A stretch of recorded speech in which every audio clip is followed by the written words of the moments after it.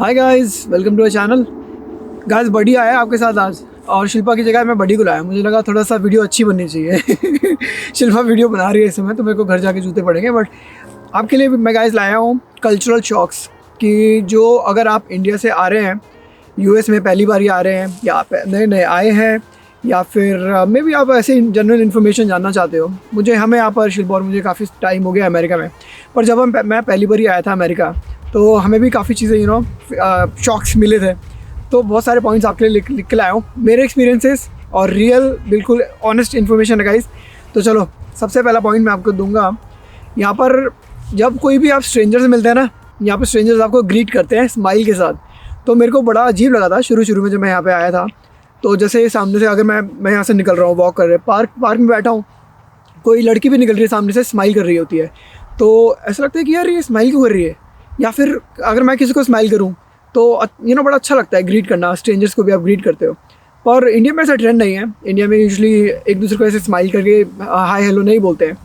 तो मुझे ऐसा शुरू में लगता कि यार ये कोई लाइन तो नहीं मार रही कोई मेरे पे। बड़ा अजीब लगता था। But this is how culture है यहाँ का। तो ये पहला पॉइंट है मेरा कि स्ट्रेंजर्स भी आपको ग्रीट करते हैं, गुड मॉर्निंग बोलते हैं, हाय हेलो ऐसे करके, हाउ यू डूइंग ऐसे बोलते हैं। और बाय द वे, अगर कोई आपको हाउ आर यू डूइंग ऐसे बोलता है ना, they don't expect you to reply. ऐसा नहीं आप पूरा लेके बैठ जाओ कि हाँ मैं I am good, how are you. आप इतना बोल सकते हो, पर they don't expect you to reply कि आप इसका भी आंसर दोगे।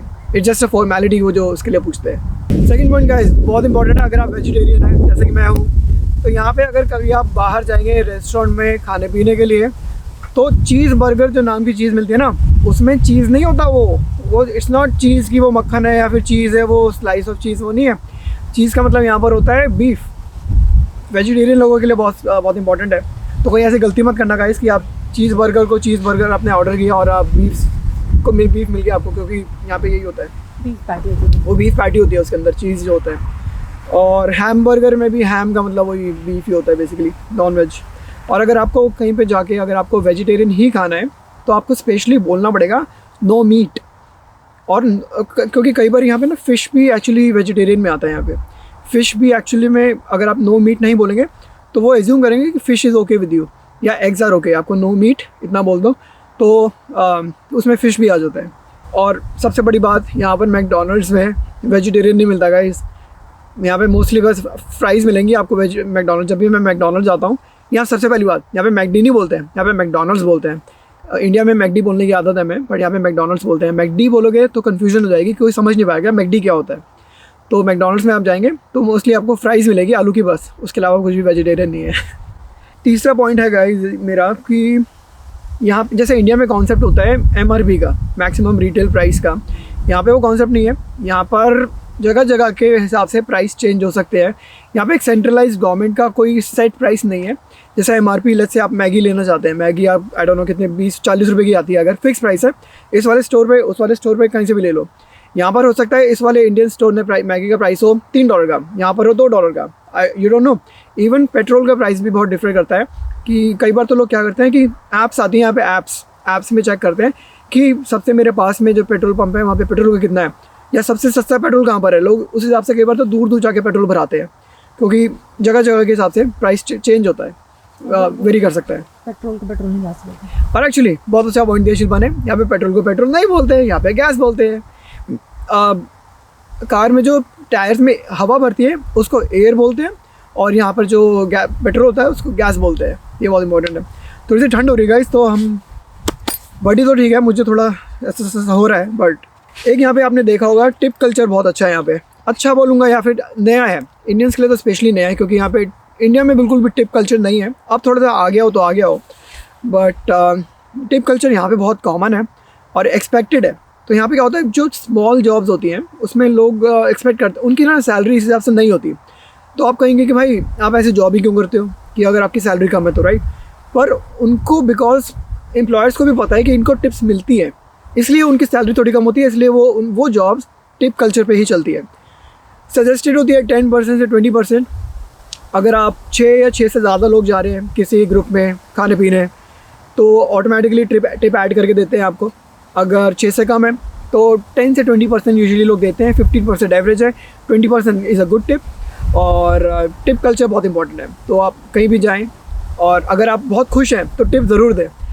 टिप देने का मतलब ये भी होता है कि आप you are very happy with the service. अगर आप नहीं हैं तो आपने टिप नहीं दी तो it's like a way of saying कि आपको मज़ा नहीं आया सर्विस में। तो एक टिप कल्चर बहुत कॉमन है यहाँ पे। तो अब टिप है ना, कहाँ कहाँ पे दे सकते हो आप लोग। टिप हर जगह नहीं देते गाइस। टिप वहाँ पे देते हैं जहाँ पे उस बंदे ने थोड़ा कुछ मेहनत का काम किया हो। जैसे आपका डिलीवरी का ऑर्डर आया है, ऊबर ऐप ऊबर ईट्स है, वहाँ से ऑर्डर आया है, या आप सैलून गए हैं, आपने बाल कटवाए हैं, या फिर आपने रेस्टोरेंट गए, आपने कोई वेटर ने आपको आपके खाना दिया है, तो टिप बनती है।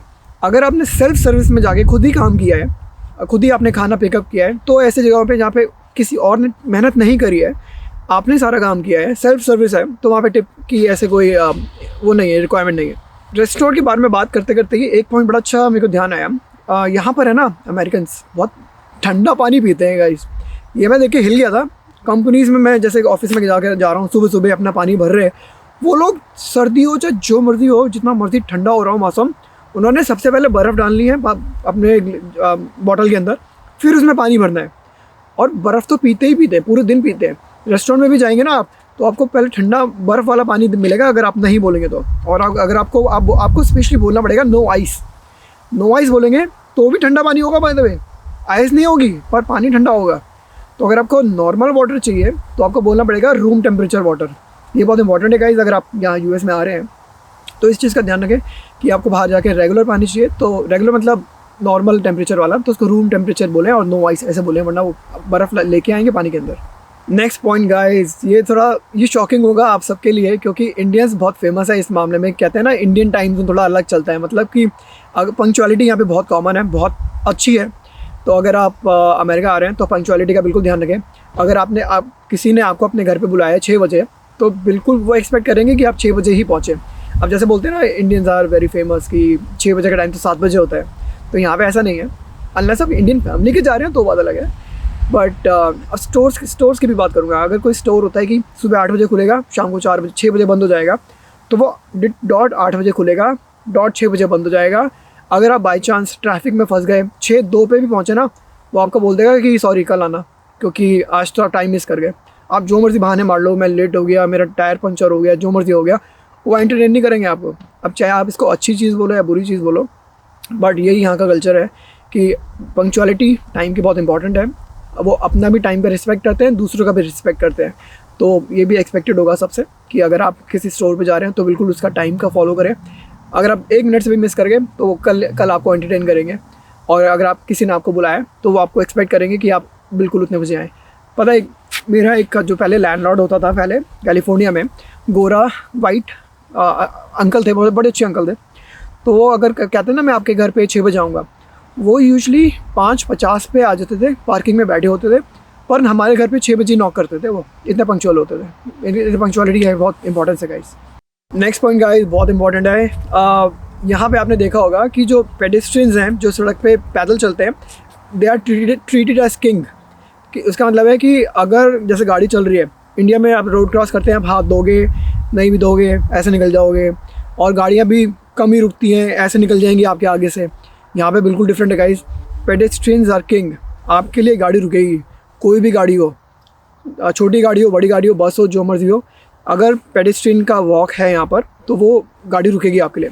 मैं जब नए आया था ना, जो सबसे पहला दिन था मेरा अमेरिका में, तो मुझे जाना था सामने कुछ खाने पीने, मैं होटल में रुका हुआ था। मैंने यहाँ पे एक रोड क्रॉस भी ना एक जगह से करते हैं, यूजुअली मेन इंटरसेक्शन पे, ऐसे अंदर वाली जगहों पे नहीं, बाहर मेन रोड पे रहा तो बड़ी एक बटन दबा के रोड क्रॉस किया जाता है। मुझे पता नहीं था, मैं तो रोड क्रॉस करके निकल लिया बीच में से। तो मुझे पता नहीं था, गाड़ियाँ भी ना मेरे लिए रुक रही थी। मुझे लगा ये गाड़ी क्यों रुक रही है मेरे लिए, क्यों नया था ना मेरे लिए। बट दिस इज यहाँ पे कॉन्सेप्ट है। इवन सबसे पहले आता है पेडेस्ट्रियंस, उसके बाद आते हैं साइकिलिस्ट, साइकिल पे जो होते हैं, उसके बाद फिर सारे व्हीकल सेम होते हैं यहाँ पे। बट बेसिकली यहाँ पर यह है कि अगर आप रोड क्रॉस कर रहे हैं तो गाड़ियाँ आपके लिए रुकती है, और ऐसा नहीं कि आपके आगे से निकल जाएंगे, ऐसा नहीं होगा।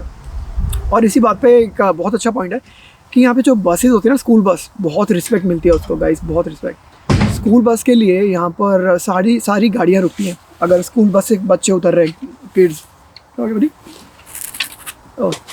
अमेज़ॉन की डिलीवरी आई किसी की, तो स्कूल बस के तो यहाँ पे बहुत रिस्पेक्ट होगा। अगर स्कूल से बच्चे उतर रहे हैं तो सारी गाड़ियाँ इवन दोनों साइड रोड्स की रुकती हैं, और ये कल्चर तो मैंने कहीं नहीं देखा, आई मीन इंडिया में तो नहीं देखा। तो अगर आप ड्राइव कर रहे हैं अमेरिका आके तो ये बहुत इंपॉर्टेंट लॉ है, फॉलो करें।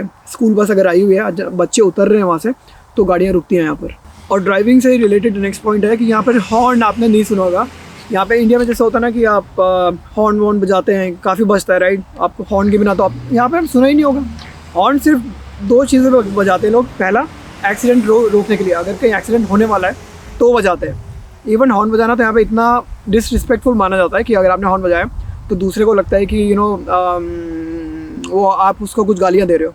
तो दूसरा बेसिकली इसलिए बजाते हैं लोग कि अगर कोई किसी से बहस हो जाए, रोड रेज बेसिकली, तो इसलिए हॉर्न बजता है, वरना हॉर्न नहीं बजता है यहाँ पे कभी। और ये पॉइंट इतना अच्छा पॉइंट है, इससे तो हर कोई सबको मज़ा आता है इस पॉइंट से। ये है return policy guys. Return policy मुझे नहीं पता अभी इंडिया में कैसी है, पर जब मैंने इंडिया छोड़ा था तब तो ऐसा कोई रिटर्न नहीं था। एक बार आप दुकान से बाहर निकले, रिटर्न डन, कोई वापस नहीं ले गया। यहाँ पे आप 30 डेज़ तो कॉमन है, 3-3 महीना भी कई स्टोर्स होते हैं जो आपकी चीज़ें ले लेंगे वापस। इवन यूज चीज़ें, अगर आपने चप्पल ली है, चप्पल पहन ली, चप्पल घिस गई, 3 महीने के बाद आप उसे भी लौटा सकते हो। आपने कोई ड्रिंक ली है, ड्रिंक में लेट्स से 12 बॉटल्स हैं, आपने 4 पी ली, मज़ा नहीं आया, लौटा दो, बाकी 8 का आपको पूरा पैसा मिल जाएगा। तो ये बड़ा अच्छा है, रिटर्न पॉलिसी बहुत अच्छी है। No question asked. कोई भी स्टोर, बहुत सारे स्टोर, 90% स्टोर यहाँ पे रिटर्न लेते हैं। पर इससे गलत चीज़ ना सीखे गाइस।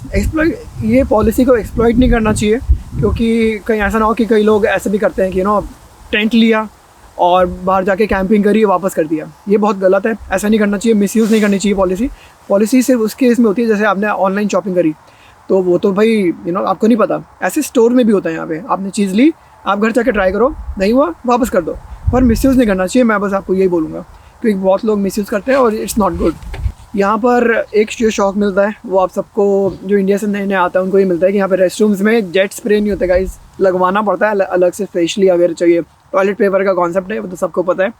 मुझे सबसे पहले हुआ था जब मैं इंडिया से निकला था, जो पहला लेओवर था मेरा, आई थिंक दुबई में था, पता नहीं कहाँ पर था, आई थिंक स्विट्ज़रलैंड में था, सॉरी। तो वहाँ पर ही मेरे को लग गया था, क्योंकि वहाँ पे भी जेट स्प्रे नहीं थे रेस्टरूम के अंदर। वही टॉयलेट पेपर का यूज़ करना वहाँ से शुरू किया मैंने।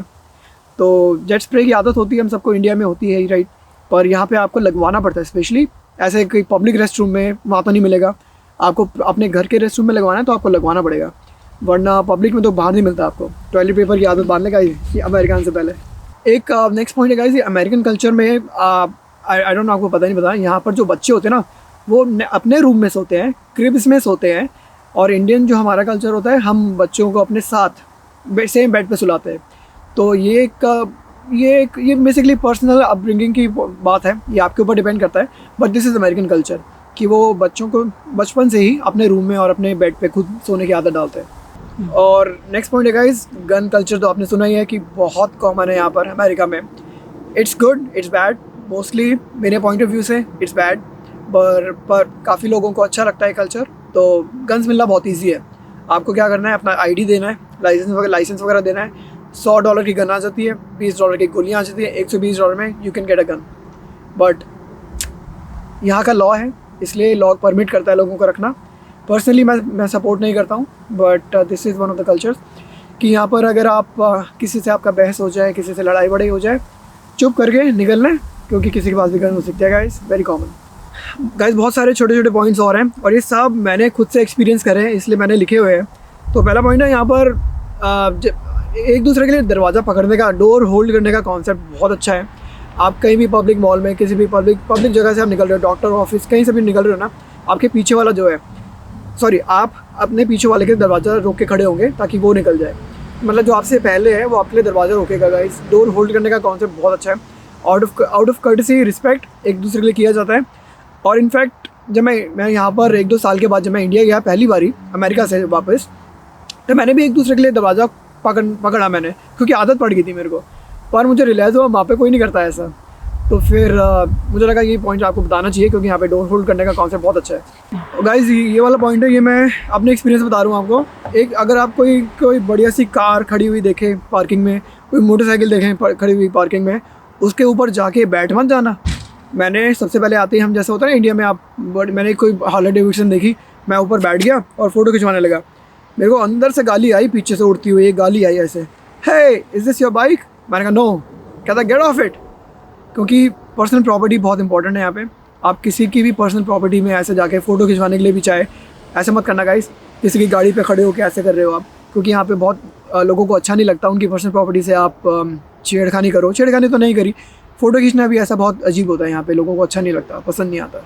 और इसी से एक मिलता जुलता पॉइंट है गाइस, अगर आप गाड़ी चला रहे हैं तो जो आगे वाली गाड़ी से अपनी गाड़ी थोड़ा पीछे रखें, डिस्टेंस बना के रखें। क्योंकि यहाँ पर अगर आप कोई भी गाड़ी आपके पीछे बहुत क्लोज चलाता है ना, तो उसको ऐसा लगता है कि it's you are following him, और डिसरिस्पेक्ट सी फील होती है, और बहुत ही उसको मज़ा नहीं आता उसको भी ना, ड्राइवर को। वो खुद ही आपके सामने से हट जाएगा, क्योंकि यहाँ पे बहुत क्लोज नहीं चलाते गाड़ियाँ, थोड़ा दूर डिस्टेंस रख के चलाते हैं। बहुत क्लोज चलाना ऐसा लगता है कि आप उसको ओवरटेक करने के लिए बोल रहे हो, उसको बोल रहे हो भाई सामने से हट, मुझे जाना है। इसका मतलब ये होता है बहुत पास चलाने का। एक और पॉइंट, ये बहुत ही कॉमन है यहाँ पर ऐसा, और इंडिया से बिल्कुल डिफरेंट है। यहाँ पर जो ग्राउंड फ्लोर का कॉन्सेप्ट है वो नहीं होता है यहाँ पे सीधा जो नीचे वाला जो फ्लोर है, सबसे पहला फ्लोर, उसको बोलते हैं फर्स्ट फ्लोर। इंडिया में कॉन्सेप्ट होता है ग्राउंड फ्लोर, फिर फर्स्ट फ्लोर, फिर सेकंड फ्लोर, बट यहाँ पर होता है सीधा first floor, second floor, third floor. तो थोड़ा सा आपको शुरू में थोड़ा सा आदत नहीं होगी और कन्फ्यूजन सी रहेगी। कोई बोलेगा कि मैं सेकंड फ्लोर पे रहता हूँ, आप सोचोगे ग्राउंड फर्स्ट सेकंड, बट यहाँ पर होगा फर्स्ट और सेकंड। तो ये थोड़ा सा शॉक होता है जो एकदम से नए नए लोग इंडिया से यहाँ पर आते हैं उनके लिए। इसी से एक मिलता जुलता पॉइंट यहाँ पर, जैसे अगर आपको किसी को अपना फ़ोन नंबर देना है, ये मेरे साथ हुआ था गाइस, तो यहाँ पर ऐसा नहीं बोलते 9999 या 999 या फिर 4 times 9, ऐसा नहीं बोलते यहाँ पे बोलते हैं 9999, ऐसे अलग अलग बोलते हैं। तो मेरा जैसे फ़ोन नंबर था इंडिया वाला, मैंने यहाँ पर देने लगा दोस्तों को, तो मैंने कहा 9999, उसको उस गोरे को समझ ही नहीं आया। फिर मेरे दोस्त ने मुझे बोला, कहते इसको 9999 बोल, तब उसको समझ आया, क्योंकि यहाँ पे ऐसा कल्चर है। अब आप कहोगे कि भाई 9999 में क्या बुराई है? बुराई कोई नहीं है गाइस, बट कल्चरल शॉक है, जो कि कल्चरल तो चीज़ें अलग होती है ना लोगों की। और ऐसे ही एक और पॉइंट है, जैसे हम बोलते हैं इंडिया में 1 लाख, यहाँ पे 1 लाख नहीं होता, यहाँ पे 100,000 बोलते हैं उसको। तो यहाँ पे जैसे होता है 1000, 10,000, 100,000, और इंडिया में होता है 1000, 10,000 लाख।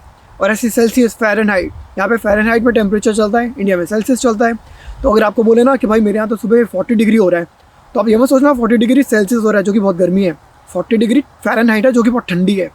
तो ये 2-3 चीज़ों का ध्यान रखिए। यहाँ पे किलोग्राम की जगह पाउंड्स चलते हैं। तो वेट अगर कोई बोलेगा भाई आई वे 150 किलोग्राम, मत सोचना गाइस। तो ये भाई बहुत छोटा सा पॉइंट है, but common to miss out. Final point guys, ये मैंने बहुत लिस्ट बना के रखी थी इतनी बड़ी, और हो सकता है अभी और भी कोई पॉइंट्स मिस करके आऊँगा। अगर मिस करके एक और फॉलो पार्ट 2 वीडियो बना देंगे, बट ये वाला फाइनल पॉइंट है। यहाँ पे आप किसी के भी घर में ना, अगर शिल्पा दिखाना थोड़ा सा, कभी आपको यहाँ पे कहीं पे भी बालकनी में कपड़े सूखते हुए नहीं मिलेंगे, क्योंकि यहाँ पे कपड़े ड्रायर में सुखाते हैं, जो कि हीटर होता है ड्रायर के अंदर, गरम कपड़े निकलते हैं, बट बालकनी में नहीं सुखाते। क्योंकि यहाँ पे कॉन्सेप्ट होता है आपका घर बाहर से सुंदर दिखना चाहिए, और कपड़े टंगे हुए ना आपको बाहर से अच्छे नहीं लगते देखने में। आप कहोगे कि भाई सनलाइट आ रही है, सनलाइट क्यों वेस्ट करें, बिजली क्यों ख़राब करें, but it's also cultural thing guys, हम कुछ नहीं बोल सकते इस बारे में। जो कल्चरल थिंग है वो है, यहाँ पे कपड़े नहीं सुखाते बालकनी में, ड्रायर में सुखाते हैं। अगर आपको कपड़े सुखाने हैं, कोई लोग सुखाते हैं, वो एक जो ड्रायर रैक आता है, रैक पे सुखा सकते हो, पर ऐसे आप टांग नहीं सकते। टांगने से बहुत बेकार लुक होती है आपके घर की, और वो अच्छा नहीं लगता। तो ये थे गाइस सारे पॉइंट्स। तो गाइस मैंने कहा शिल्पा को भी ले लूँ, शिल्पा इतनी देर से कैमरा पकड़ के खड़ी थी, क्योंकि गाइस आधे से ज़्यादा पॉइंट्स तो मैंने लिखे थे, तो सारा क्रेडिट रजत को क्यों जाए, ठीक है ना। इसलिए मैंने कहा कि भाई मुझे भी लो वीडियो में। Special thanks to our guest, ये क्या होता है गेस्ट अपीयरेंस शिल्पा के लिए और बडी के लिए। बडी बहुत अच्छा पेशेंटली वेट किया हुआ है। और ये थी आज की वीडियो गाइस। अच्छी लगे तो लाइक करें, सब्सक्राइब करें चैनल को, क्योंकि अब ऐसे ही ना और वीडियोस आने वाली है चैनल पे, information India versus American culture के बारे में। और आपके पास कोई पॉइंट्स हो तो कमेंट्स में बताना, मैं वो भी कवर करूँगा। और गाइस बाय फॉर नाउ, मिलते हैं आपसे अगली वीडियो में, बाय।